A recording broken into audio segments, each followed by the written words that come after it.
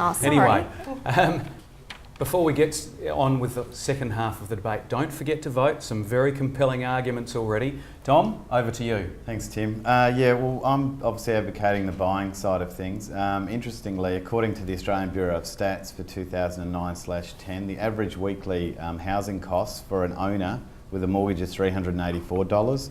For a private landlord, it's $267. So not a lot of difference in average weekly costs. Again, according to the Australian Bureau of Stats, annually house prices have increased historically over 20 years at 9%. In Melbourne, interestingly, from the December quarter of 2009 to the December quarter of 2010, Melbourne's got a 10.8% increase, Sydney 7.4%, Canberra 6.5%, Adelaide 3.5%, and Darwin 1.7%. According to the Parliament of Australian research paper on the 11th of February 2009, around 70% of Australian households own their own home and are purchasing at a remarkably stable rate. And that's over a 4-decade time period. So given the wide variety of factors, the home ownership has really remained largely unchanged over 40 years. And historically, you can see interest rates have remained very stable. We did have a period when, in the early 90s, when there was a massive increase in interest rates, and the government of the day actually said that was really as a result of trying to slow the economy down too much, and they actually admitted that they made a mistake. So some of the disadvantages or pitfalls of renting: over time rents tend to increase or rise. There is a possibility that you'll get evicted for a start. Landlords may decide not to renew the lease. You've got really a lack of control over the property. You can't do anything with it. Landlords actually dictate exactly what happens to that property. And if the housing market goes up and you're not in the housing market, well, then you actually lose out as well. So your rent obviously has increased as well. So I mean, renters still pay rates, they still pay water rates, they still pay electricity, they still pay contents insurance. So there's rates of renting as well. Also, when you pay money to a landlord, you never see that money again. So it's money down the drain, as Tony pointed out.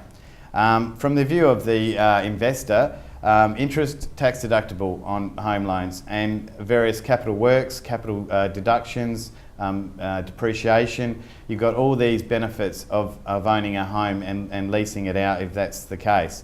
As I said, basically property over time has gone up and increased multiple amounts of time. And the other thing I just wanted to mention is the fact that governments are trying to help people get into the home loan market. One of the points or one of the incentives that they're trying to push is using superannuation as a deposit for your house to try and get homeowners into the market. Financial institutions are using guarantors to try and get young people into the market as well. And Tony spoke about the first homeowners scheme as well, which is a really good deposit. So that's all. Thanks. Oh, well done. Goodness me. Sharp, short, sharp, shiny, and on time. Now it is a showdown, so I'm going to handball straight across to the renting team and Leanne Kuss. Thanks, Tim. I'd like to pick up on a couple of points that both Tony and Dom have made. They refer to the homeowners grant as a really good deposit. I'd like to question, is $7,000 out of about 80 or 100 a really good deposit? That's an awful lot of savings you have to make up for. So it helps, but it's not a really good deposit. They were talking about access to equity. When you have equity in your home, it takes a little while to get that cash. If you've put that savings away and you've popped it in your bank account, you can walk down to the bank tomorrow, hop on the internet tonight and get your cash straight away. I call that access to equity. They were talking about a wealth creation strategy using the tax department. I'd call that a long shot. When we're looking at renting versus buying, renting is definitely your best option. And I'll give you some reasons why. It's about the numbers, and Jen's beautifully gone through the numbers. It's also about lifestyle. Let me tell you about the lifestyle side of renting. There's about 5 reasons why lifestyle is important. Life is way too short. We've got Murphy's Law thrown in there. Let me tell you about the great Australian dream of owning your own home. And let me talk about variety. If we look at the numbers to start with, as Jen beautifully went through, and listening to the boys talk, all I can hear is costs, costs, costs. The disposable income that I have when I'm renting is huge. When I put that money into a mortgage, I no longer have that disposable income. disposable income for things like French champagne.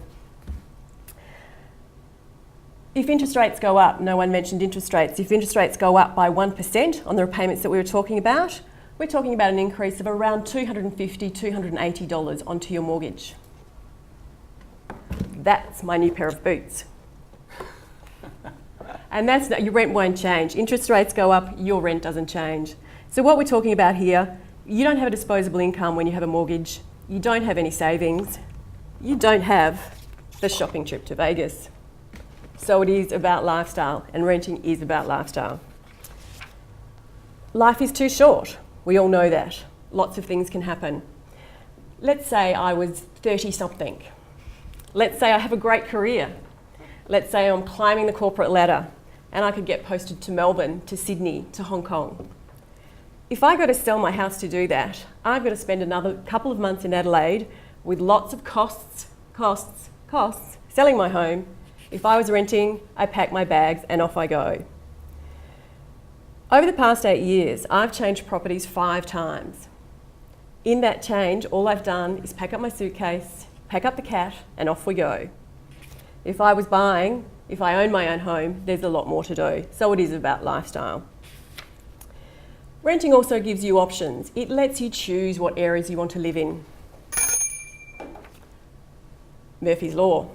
We all know anything can go wrong, it will, and things happen in threes. I'm renting my property. The dishwasher takes its last gurgle. The hot water service blows. And above all, the element on the stove hisses and fisses and off it goes. If I was owning my own home, that's about $3,500. That's your shopping trip to Vegas. I'd rather pick up the phone, call my property manager, who is an angel. She gets everything fixed in one phone call. So Murphy's Law. Whoops. Okay, the great Australian dream. Done. Done. Sorry, Leanne. Sorry to cut you off, but I'm a tough taskmaster. Now, we have Tony's opportunity for a rebuttal, and he has 30 seconds. 30 seconds, okay. Yeah. All right, look, thanks Tim. A couple of things to mention there. It's all about lifestyles. That's really interesting. That's all about lifestyle. At the end of the day, I think, you've got to create some wealth, and you've got to look towards creating wealth. If that's what you want to do, if that's your objective, then you need to be looking to buy property. I think you mentioned things like the first home owners growing at $7,000. That's been as high as $25,000 or $21,000, and with the incentives $25,000. Those things change over time. So interest rates change over time as well, but the cash rate's only been about 5% on average throughout the last 50 years. So the rates have always been relatively low. And I think also it's a forced saving when you're going into your own home. It gives you a mechanism where you can save funds. And I also mentioned the retirement aspect as well. It's not counted as an asset. So you can go into retirement homes without paying anything extra, whereas if you're renting and you've got assets aside from that, you've got big problems. You can't get in, you can't pay the accommodation bond. So there's a factor now, there's a factor in the middle of life and at the end of life when you retire as well and you go into a nursing home. So there's arguments for buying all the way along. Well done. On time, beautiful. Now, a question for each of you, which has come in throughout the show. Tony, you're first up. I know you've just been going fairly quickly there. It's from Adriana Lennox, and she is asking, buying a house seems like an expensive process. Once you factor in the costs for property taxes, insurance, maintenance and a mortgage, surely you're better off renting as you don't have to worry about any of these additional costs. Thanks, Tim. Look, I think we've covered off on a lot of the costs already, but just to sort of touch on the reasons why it'd be better to buy with those costs in place is the fact that those costs are for a reason. I mean, you pay your council rates to make sure that the surrounding neighbourhood is in good condition, so your house value is retained. You pay your insurance, so you make sure if the house burns down or something happens to the home, that it's replaced. You pay your mortgage to make sure that you're able to continue to stay in that particular home. So that these costs are all factors of owning a particular property. But as far as better off being renting, yes, you may have more disposable income in the short term, but as I said, in the long term, you've got a 9.9% capital growth over a 20-year period, or roughly 10%, which basically means that you've got funds there that you build up into your home, which is a capital gains tax-free asset. I think there's a lot of stresses with renting. You've got to move, as I said, at the discretion of the landlord. You've also got, if you want to put in solar panels or a pool, you've got to get approval, or you've got to get the owner to do it. You can't do it yourself. I think there's problems with pets. If you've got pets, how do you cater for those? Who looks after those? You've got to leave them somewhere else. There's a pride aspect of owning your own property as well. Well done. Sorry, That's cutting all you right. off. That's Been all on right. time all the other throughout the That's all rest, right. but that's all right. Question for Jen. Mel Simmons, my main concern when it comes to renting is that it doesn't provide enough security as a landlord could suddenly kick me out and I'd be left homeless. Therefore, is it worth buying just for security purposes? Sure, thanks for that, Tim. Thanks, Mel. I guess there's a couple of key points in there. Your landlord kicking you out, if you're on a fixed term lease, you're going to be locked into that property for at least 12 months. And there's always the opportunity perhaps there to speak to your landlord or speak to your property manager about having maybe a longer term rental lease, perhaps a couple of years. So that's worthwhile considering. It's also, though, very much a personal choice, I believe, renting versus buying. If you're somebody who likes the security and doesn't want to move around, then perhaps renting isn't for you. But if you love to change locations or you like that flexibility in your funds and you like to be able to perhaps live in one state at one time and another, a year later, then renting is certainly a fantastic option. Well done. Good answer. Now, across to Dom from Charles C. Real estate is all about location, location, location. Isn't it better to rent as you can live in a prime location at a much cheaper price? Yeah, thanks, Charles. That's a good question. You can actually, most people have actually bought up, sold houses and then bought better houses from the capital growth that they actually get from the first house they buy, if that makes sense. So you can actually move into the location you want just by buying and selling property. So, and you can improve your financial position as well. So you can live in the area that you want to live in. You just have to get to that stage where you're buying and selling property. So. Good answer. Thanks, Dom. That's great. Moving straight across to Leanne. This is from Adam Kissick. When you buy a house, you always have the opportunity to make money. When house values go up, is there any way to make money from renting, as I've always been led to believe that rent money is dead money? Thanks, Adam. If I had $1 for every time I'd heard rent money is dead money, I wouldn't need to be on this debate.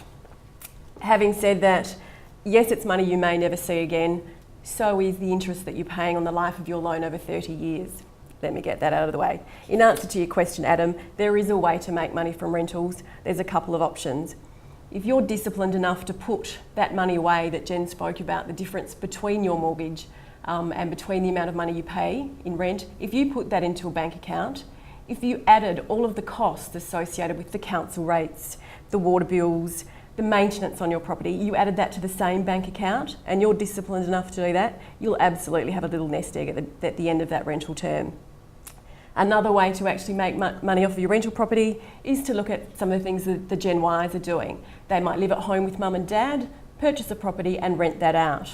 Or they might rent a property in an outer suburb for themselves, buy a property in an outer suburb, rent that out, and then they can buy in the city close to the cafes and the shops and the lifestyle. So that way you can make money off a rental property. Well done. Just finished at the right moment. Now, folks, don't forget to vote, because we will be back with you in a few moments' time with the results of the debate.